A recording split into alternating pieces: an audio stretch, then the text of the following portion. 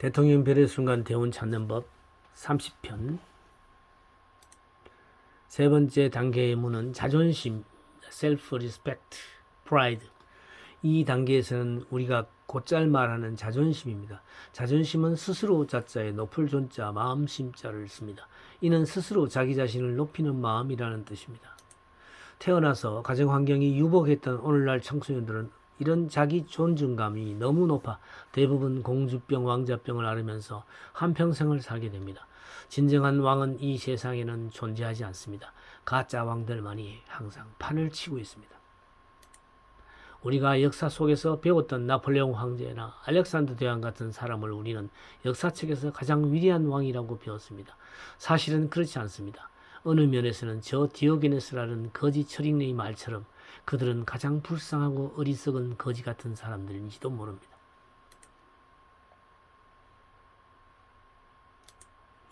그네들은 일반 거지와는 달리 온 세상을 구걸하면서 한평생을 낭비했던 도적대들의 두목에 지나지 않기 때문입니다. 이 단계에서 우리는 진정한 자존심은 무엇인지를 깨달을 수 있어야겠습니다. 반대로 사춘기를 지내온 가정 환경이 가난하여 제대로 먹고 입고 하지 못한 채 살아온 청소년들은 자신도 모르게 자신감이 결여되어 열등의식이 강하고 우울한 성격을 지니게 되는 것입니다. 그래서 그는 매사에 자신감이 없어서 한번 해보지도 않고서 지레 포기해버려버립니다. 그런 청소년들은 자기 억압의 굴종적 심리가 팽배하여 무엇인가 반항적으로 변해서 청소년기를 폭력과 거짓으로 일관된 삶을 살아가는 습관을 지니게 되기도 합니다. 이는 무엇을 할 수 있다는 자신감과 연관되어 있습니다. 그는 아빠라는 말을 배웁니다. 그러면 그는 온종일 아빠만을 반복하게 됩니다. 그는 걸음마를 배웁니다. 하루 종일 걸음마를 연습하게 됩니다. 그는 자꾸 넘어집니다. 걷기는 아직 그의 다리가 너무나 비틀거립니다. 그럼에도 불구하고 그는 걸음마 연습을 쉬지 않습니다. 그것은 그에게 나는 걸을 수 있다는 자신감을 주기 때문입니다. 우리는 가지고 있는 15가지 재능으로 칭찬받으려 하기보다는 가지지 않는 한 가지 재능으로 돋보이려 안달한다고 마크 트웨이는 말했습니다. 나는 물건을 들어 옮길 수 있다는 느낌을 주기 때문입니다. 부모들은 그의 이런 극성스러움에 걱정을 합니다. 왜 그는 보는 물건마다 지불해야 하는지 부모들은 이해할 수 없습니다. 왜 너는 책을 지불해야 하는가? 그러나 그에게는 책 따위는 아무 의미도 없습니다. 아가야, 너는 도대체 무엇을 그리 찾고 있느냐? 그러나 지금 그의 흥미는 다릅니다. 그가 흥미를 느끼고 있는 것은 물건 그 자체가 아니라 나도 이 물건을 옮길 수 있다는 자신감의 과시인 것입니다. 그는 이제 곤충들을 죽이기 시작합니다. 보이는 곤충은 닥치는 대로 밟아 죽입니다.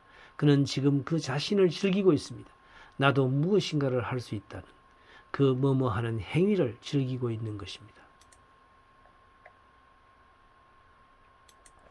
그는 파괴자가 됩니다.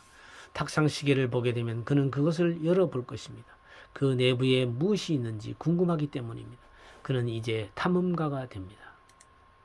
그는 이런 행위들을 즐기고 있습니다. 이 세 번째 문이 그에게 애고를 부여하기 때문입니다. 그는 자신감을 느낍니다. 그는 노래를 부를 수 있습니다. 그러면 누구에게라도 언제든지 노래 불러줄 준비가 되어 있습니다. 손님이 오게 되면 언제든지 힌트만 주면 그는 노래를 부를 준비가 되어 있습니다. 그는 춤을 출 수 있습니다. 흉내를 낼 수 있습니다. 그가 할 수 있는 것이면 무엇이든지 표현하려 합니다. 뭐뭐 할 수 있다는 이 자신감이 애고가 들어오는 세 번째 문입니다. 만약 이러한 자신의 행위가 이루어지지 않으면 그는 반발적으로 불복종, 파괴, 거짓말 등을 통해서 사회 문화 전반을 교란시키고 흔들어 놓습니다. 이런 청소년들이 불량 청소년들입니다. 이들은 역설적으로 자기 자신의 자존감을 파괴적 심리나 질투심을 통해 반사회적으로 표출하고 있는 것입니다. 긍정적인 자존심이든 부정적인 자존심이든 이 모든 자존심은 자신의 생각이 만들어내고 있는 흑우이긴 마찬가지입니다. 자신의 이런 자존심적 생각을 동일시하는 현상은 인간이 죽을 때까지 그림자처럼 따라다닐 것입니다. 명예를 위해 목숨을 거는 사람들, 그들은 이러한 자존심에 잡아먹힌 사람들입니다. 생각의 어리석은 잘못된 자존심에 삶을 걸지 말라. 참된 자존심은 그런 것이 아니다. 그것은 진리에 대한 깨달음적 인식을 바탕으로 하여 세상과 인생을 통찰할 수 있는 능력이 갖추어질 때 비로소 보여지며 누려지는 것입니다. 이를 이해하기 위해서 우리들은 예수나 부처, 소크라테스 같은 위인들의 삶의 태도에 대해 귀 기울여야 할 것입니다.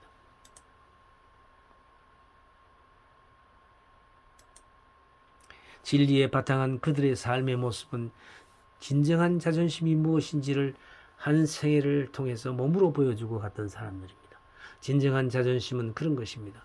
아무렇게나 타인에게 보여주기 위해 값싸게 얻어지는 그런 자존심이 아닙니다. 오직 자기 자신의 생각이 진리에 대한 바른 깨달음적 바탕 위에서만 샘솟아 나올 수 있는 지혜와 같은 것입니다. 오늘날 지식은 정보시대의 총화인 인터넷을 통해 우리는 쉽게 얻어 누릴 수 있습니다. 그러나 지식적 차원과 지혜적 차원은 하늘과 땅만큼이나 차이가 있습니다. 일반적인 사람들의 생각이란 이런 지식적 차원에 머물고 있고 예수나 부처 같은 성자들의 내적 자각의 생각의 세계는 지혜적 차원에 머무르고 있습니다. 이를 이해하고 여기에 이르지 않는 한 우리는 잘못된 자기 자신의 짧은 생각에서 만들어진 자존심의 노예가 되어 한평생을 살아가기 쉽습니다.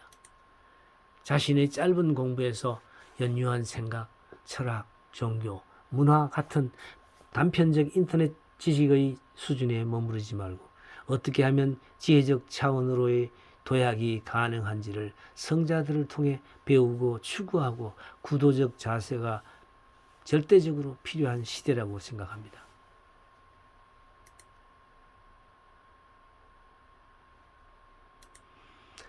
별의 순간 찾는 법이 강좌는 현재 서울 동방문화대학원 대학 평생교육원에서 진행되고 있는데요. 성북구 성북로에 있습니다.